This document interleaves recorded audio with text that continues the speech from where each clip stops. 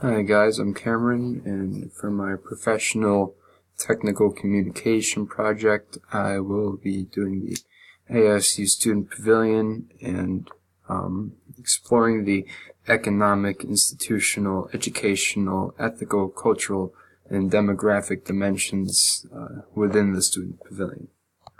In terms of the economic dimension, the Student Pavilion was a 1-year, 5-month project that totaled about $39,900,000 in costs, which seems pretty high, but I think we got a lot out of it.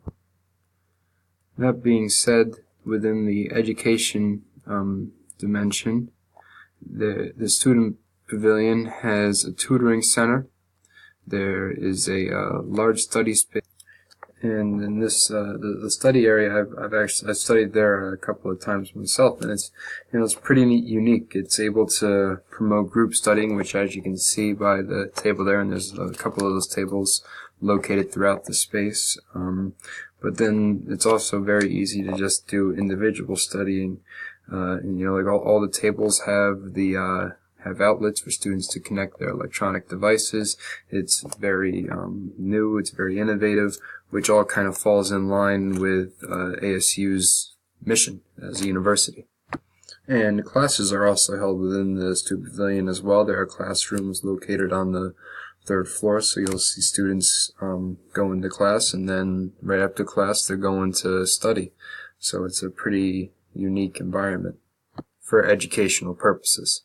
In terms of the cultural dimension, the Student Pavilion includes a new event space which provides a venue for guest lecturers, musical shows, comedy acts, and student productions with seating for 1,200. So it's really trying to be student interactive as well as bringing in outside guests to just provide an overall great cultural experience. And it also, the pavilion also holds a lot of the headquarters, to say, of student organizations. So there are a lot of clubs in there, which allow for students to get involved and stuff like that. I think with the institutional dimension of the pro-tech communication, the Student Pavilion really aligns with the goal of ASU being an innovative school. From the design from the outside to the inside has a very modern or even futuristic look and feel to it. And along with that, the goal for the Student Pavilion is for it to be a net zero energy building as well as a zero waste building. In order to achieve this, ASU has incorporated high energy efficient offices and classrooms, high levels of building enveloped installation, high efficiency heating, ventilation, and air conditioning, including chilled beam and indirect evaporative cooling, interior daylighting, including solar tube use, low window-to-wall ratio, and high efficiency glass. And most importantly, the pavilion will be powered by the Power Parasol photovoltaic array, and the roof will possibly have photovoltaic installations put on it in the future.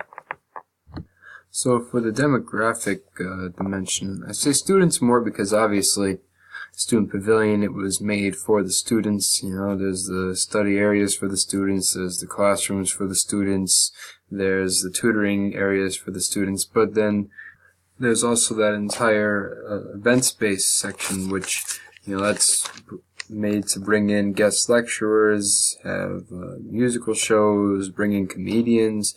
So that kind of broadens the demographic of what this pavilion's made for.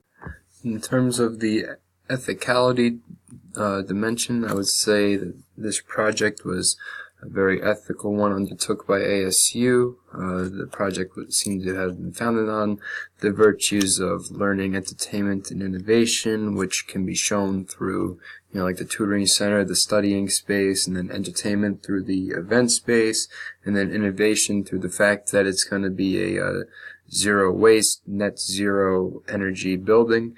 All of this is pretty good stuff, and I don't see any ethical issues that are involved with this project as a whole. Thank you very much.